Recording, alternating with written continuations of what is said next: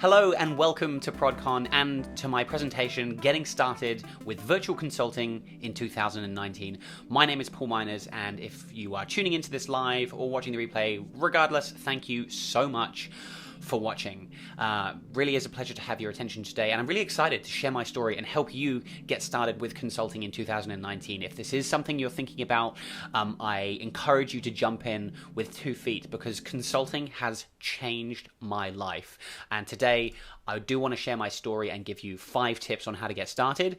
And I don't make that statement lightly. Consulting really has changed my life. And it's helped me to build the business that I want to build. It's helped me to create a lifestyle business where I can work on my terms, do the things that I want to do, earn a good income, help people I want to help, and work with people I want to work with, and build the lifestyle that I want. And I think virtual consulting is a great way to earn a decent income online quickly. And so, yeah, I'm really excited to be helping you today. So before we get into it, a little bit about me. If you have no idea who I am, my name is Paul Miners. You can find me at paulminers.com. And I teach people about productivity, business, and self-improvement. So there's kind of 2 halves to my business. I sell digital products like ebooks and courses, and I have my blog and my podcast where I share content and I'm talking about these different things. And then I am a consultant. That's where the majority of my time and where my income is derived. So I consult on software tools like Asana, which is a project management tool, Pipedrive, which is a sales CRM, MailChimp, which most people have heard of, is an email marketing tool, and Zapier as well, which is an automation platform. And basically, these are skills that I already had that I've now been able to monetize. And I just found that there are a lot of small business owners, medium, even large business owners, who don't have time to learn how to use these tools, and they're more than willing to work with a consultant virtually, I'll add, to fast track their learning and to train their teams on how to use these different tools. And I say that virtually. I'm actually recording this. I work from my home base here in Auckland in New Zealand. Most of my clients are actually in the United States. I do a bit of work in Canada and Australia as well. But it's crazy. Here I am in New Zealand on the complete opposite end of the world, consulting to companies in the United States. So that's a little bit about me and my business and what I'm about. My story. So I built my business on the side while working full time. I actually started probably 5 or 6 years ago, and I spent a number of years trying to build my blog talking about productivity. And I went probably the traditional online business route. Like most people, I thought, let me try and sell digital products online, like ebooks and courses and things, because that's really sexy, right? If you can sell a product online, make something once, it's really high margin, sell it thousands and thousands of times, you can live on a beach and drink mojitos for the rest of your life. Great. But the problem with selling digital products online, the problem with affiliate marketing is that it takes a long time to build the audience that you need to generate a sustainable income that way. And I spent years trying to crack that nut with not a huge amount of success. I made a bit of money, but definitely not enough to quit my job, which was my primary income. What I then did is I used my existing skills that I never imagined people would pay for, and I became a consultant. So I was actually, having tried the product thing, I thought, what is another way I can make money online and quickly? Because I wanted to be able to quit my job. And my goal was to earn about $3,500–4,000 a month US, so that I could basically justify quitting my job. That's about what I was earning at the time. And I just brainstormed, like, what skills do I have? And Asana, which is this project management tool, was one of them. I actually come from a marketing background, but in the company that I'd worked for previously, I'd had experience actually setting up our team, training them on how to use Asana. And the company, my boss, actually paid me a bonus. I think it was about $2,000 or something, $1,500. He paid me a bonus because he said, Paul, what you did there was so great, so valuable for the company. We want to give you this bonus. And so I was just drafting, like, what's some skills that I have.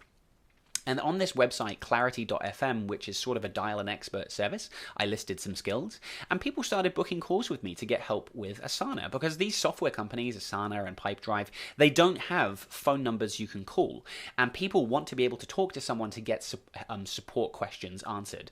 And so I was able to validate that idea, and after having then worked with a few paying clients, I really doubled down and started refining my consulting offer.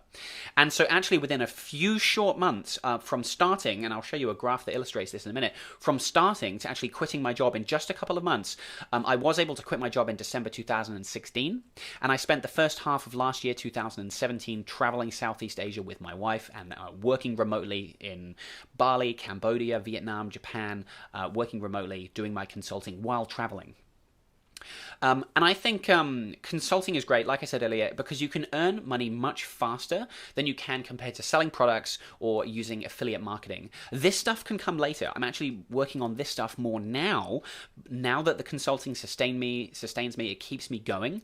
Now I can focus a bit more time and energy on the products and on the affiliate marketing. But because those things take such a long time to get going, whereas consulting, I think you can get up and running very quickly. I think if you do want to build an online business, consulting or coaching online, sharing some of the skills and expertise that you have is a great route to go. So that's a little bit about me and my story. Here's a graph that illustrates that transition. So I actually started consulting in July 2016. I earned about $1,400 during my first month. A couple of months later, you see I actually quit my job in December. I did sort of about $1,000 to $2,000, had a $3,000 month there in October. And then I basically, after having worked for myself for a few months, and I realized, yeah, this is pretty sustainable, I was like, you know what?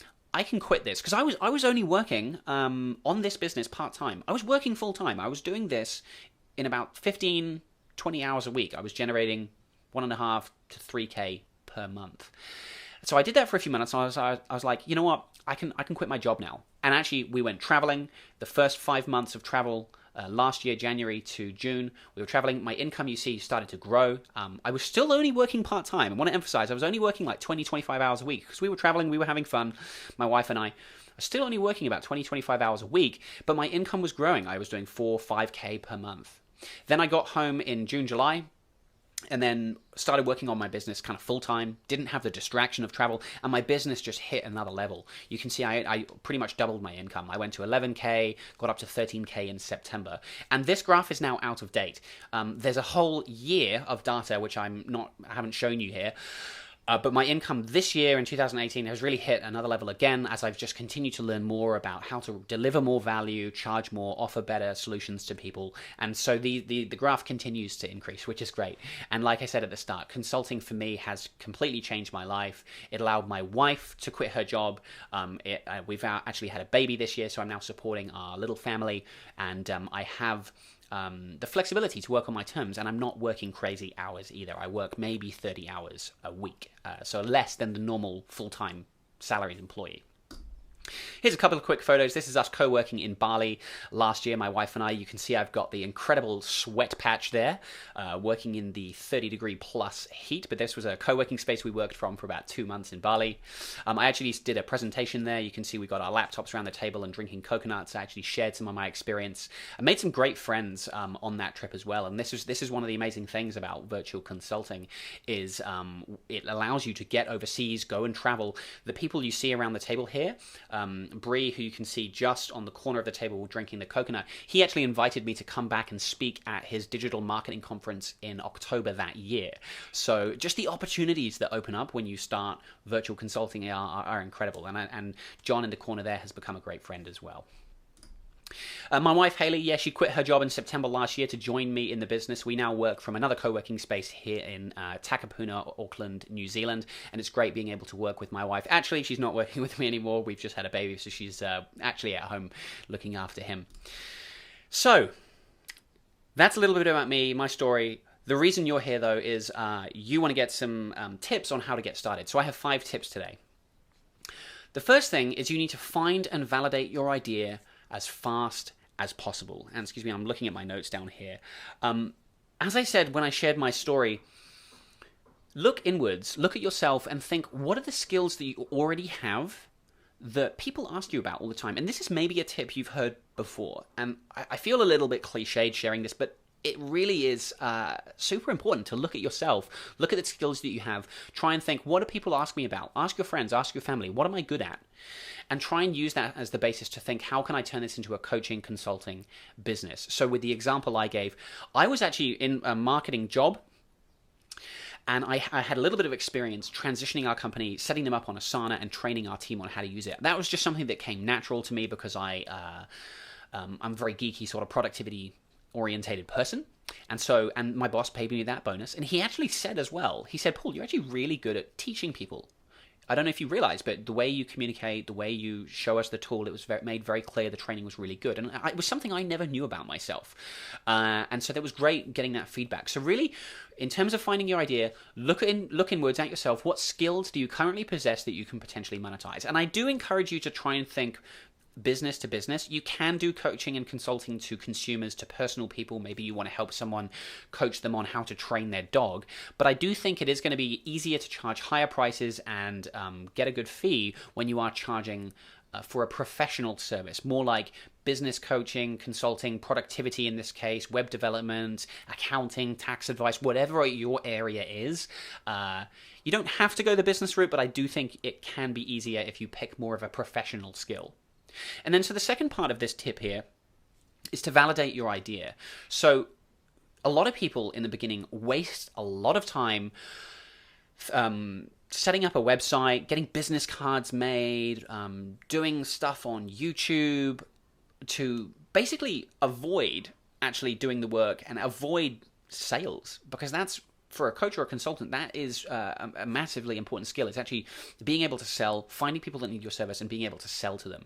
And we waste our time tweaking websites and things because it makes us feel productive, but we're actually procrastinating and avoiding the hard work, which is trying to find clients and selling to them. So you need to, don't worry if you don't have a website, don't worry about that. Just try and find your first few paying clients as fast as possible. And so like I said, I used a website, clarity.fm, which is a dial-in expert service. I just listed some skills that I had up there and people started booking calls with me to get help. And that was a very quick way that I was able to validate, do people want to pay for this? And after that, that's when I could justify spending a bit more time on a website, setting up Google AdWords, YouTube, that kind of thing. So that's my first big tip, is find and validate your idea as quick as possible. Find your first few paying clients. Next, define your target monthly income. So for me, it was really important. I did not want to quit my job. It was really important that I be able to replace my salary first, because I have a mortgage to pay. I want to support my wife and be able to contribute to our household income. So I was like, you know what? I'm not going to quit my job until I can replace my salary.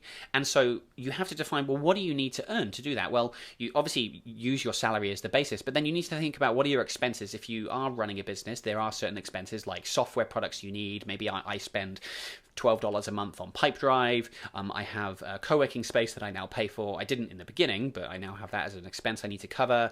You know, I've got other tools that I use. I've got an accountant I need to pay for now, maybe insurance that I might need. So you do need to work out, yes, maybe your goal is to replace your salary, but what are the extra expenses that I need to cover on top of that, and work out a target monthly figure. So for me, to start with, my figure was about $3,500 US per month. That's what I needed to cover my expenses and replace my salary. And I wanted to do that for a few months before I quit my job. So for whatever, your number's going to be different. Your living expenses, paying your rent, paying your mortgage, supporting your family, your salary, where you live, that's going to determine your monthly income. So your number will probably be different to mine. And this number might change over time as well. So when Haley quit her job in September last year, I changed my target monthly income. I'd already been consulting for nearly a year, but I still had that monthly income figure in my head. And I said, well, for Haley to quit her job, now our target monthly income is more like $8,500 because our expenses are going up. Haley's not earning a salary. So that was our new target monthly income.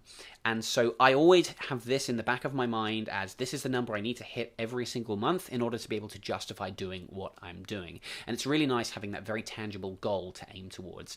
And the way I look at it as well is this is my sales number. This is my sales target for the month. Everything else above and beyond this is gravy, is bonus. And so in fact, since I started, I've always earned at least my target monthly income. I've had months where I've doubled or tripled that number. But for me, that's a bonus. As long as I cover this target monthly income and I'm earning more than I was earning as a salaried employee, that's the goal. I don't really care too much about earning a huge amount of money. I don't actually want to scale my business or employ people. Everything else above that is gravy. But this is a really important tip, is to define what you need to earn to justify and make a successful consulting business. Number 3, when you are further down the line, then you can start using marketing channels that match your business to find clients. So there are obviously loads of ways to market online to find people who could potentially pay for your service. We've got Facebook, Twitter, YouTube, there's LinkedIn, there's Pinterest, you've got Google AdWords, SEO you might need to be doing. There's lots of different ways you can spend energy and time trying to find clients. And you need to focus on the couple, the 1, 2, or 3 that really are going to move the needle and help you to find the clients that you're looking for. So you need to think, well, what is the purchase behavior of someone that is going to work with me? So for me, I'm consulting on Asana and Pipedrive. These are software products. So a new user who needs help with this tool might go to Google to learn, how do I use Asana? Or they might go to YouTube to learn, what is this tool Asana? What are some tips that I can get? How can I use this? So for me, Google and YouTube have been massive sources of inbound leads for me. And I don't actually do any outreach anymore. Everyone who I work with finds me. I don't have to go looking for them. And they find me through Google. So I make sure that I've made a really nice landing page that explains what I do, and it ranks really well organically on Google. And you can learn more about SEO to do that. But I also use Google AdWords, so I bid a little bit more. And if somebody searches for an Asana consultant or an Asana expert, I want to be at the top. And I don't bid on other keywords. I want to bid on people specifically looking for an expert who are actually saying, I need someone to help me with this. And so I'm willing to pay to get in front of those people. So Google has been a great source for me. YouTube as well. You know, YouTube, new users, they do go to YouTube to learn how to use these tools. Little lower quality than Google, I would say, because you get some freeloaders who are, you know, just looking for advice and maybe get in contact for some free advice. They don't want to pay for the consulting, so you do have to do a little bit of qualification there to weed out the lower quality leads. But I do get plenty of good quality stuff through YouTube as well. So for me, things like LinkedIn, Pinterest, all these, Facebook, I don't do anything on any of those other platforms. Even though other consultants, coaches, you might have huge success on Pinterest if you are maybe trying to reach more of like a female demographic. I don't know, I'm probably generalizing massively there. But you really just want to pick the couple of marketing channels that align with you and your business and how your customers make decisions and how they're going to find you. Number 4. Price higher than you think, and don't bill by the hour. So this is actually something I did from day one, is I pretty much adopt fixed pricing. Now, the default behavior for a coach, a new coach, or a consultant is, oh, I need to come up with an hourly rate. And that's kind of scary. You're like, oh, okay, well, I'm earning maybe $20, $30 an hour at my salary. So maybe, can I charge maybe $50 an hour? That seems like a lot. Oh, that's kind of scary. But I really want to actually earn like $100 an hour. That seems like a ridiculous number. And so anyway, hourly billing is not good for you, and it's actually not good for your clients and customers either. The reason being is it actually encourages inefficiency. If you think about it, if you're being a good coach, a good consultant, you would do your job in less time. But for doing a good job, you would then earn less money. So that's not very good. So a bad consultant will then, you know, stretch it out, have lots of meetings, make the project seem like it's bigger than it is because they want to earn a fair price and earn more money. So that's not good for the client. And obviously that it encourages dishonesty. Obviously, I hope people doing this wouldn't be dishonest, but it does encourage dishonesty essentially at the end of the day. It also puts barriers in place. If your clients or customers want to talk to you, now they have to make an investment decision about, should I pay that rate before they then ask you a question on the phone or something like that. I don't want people to have to make that decision every time they want to talk to me. So instead, you charge a fixed price that covers the scope of the project, and it's based on the value that you are creating. So for example, a recent example, a client of mine who I had caught up with a couple of weeks ago said that in the last year, Asana has saved her over $60,000 because her team are more productive. She's been able to avoid hiring new staff. That's a very tangible result that Asana can deliver. It can help you reduce staff cost. It can make your team more productive. It can cut down on meetings. And so we're able to quantify the value that this tool can create. So if somebody's saving 60, and that's actually a conservative number in my opinion, but if someone's saving $60,000 a year, it's not unreasonable to charge like 10% of that. So to charge $6,000 for a project where I'm helping them set up Asana, train them on how to use the tool, integrating it with their other systems, that kind of thing. Now with that, the client is happy to pay that because, well, if you're helping them to be a more productive business at the end of the day, if you're saving them on a, human resource cost and lowering staff turnover, making their team more productive, they are going to be happy to pay that fee. It also means you can deliver a higher value, higher quality service because now they can talk to you at any time. Maybe there's more flexibility in the scope. If they want to make changes as they're going, they can do that. It gets absorbed into your fee. Whereas with hourly billing, if they have a new idea, now again, there's that investment decision. Do I want to pay this or not? Okay, number 5, my final tip here, and these are sort of, I've laid these out in sort of the order in which you would tackle them, is to then start to systemize your business. So once you've really honed in what it is that you're offering, your consulting packages, that type of thing, then you can start to systemize your business to make yourself more productive and more efficient in what you do. So I rely heavily on my tools, Pipedrive and Asana, to track my leads, my clients that are coming in. I use Asana to track the projects that I'm working on with clients, how much time I'm spending on them, how much income I'm generating. And so I collect a lot of data about my business and my time and my income and where it's spent. And then I've used Zapier to automate my systems as well. So for example, in my consulting business, my first kind of call to action to people when they find me online is go and book a free introductory call. And I send them a Calendly link so they can pick a time to get on my calendar. Zapier then sees them book that. It will then create a deal and activities and contact information in Pipedrive, which is my CRM. So all that manual data entry that I had to do before probably took me 10 minutes every time. Zapier does that for me. That alone saves me a couple of hours per week, I would say.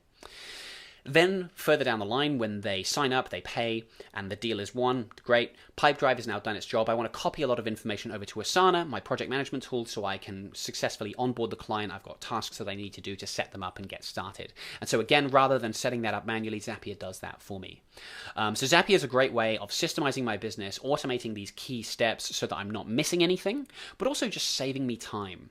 Other ways you can systemize your business, using email templates. You know, when you've refined like your sales pitch, you've got a really good email that you like to send when you send a proposal or a follow-up email that you like to use. Actually document those down. I use a tool called Text Expander, where I can save my email templates, and then I can just type a little keyboard shortcut and it spits out the text and generates that template for me.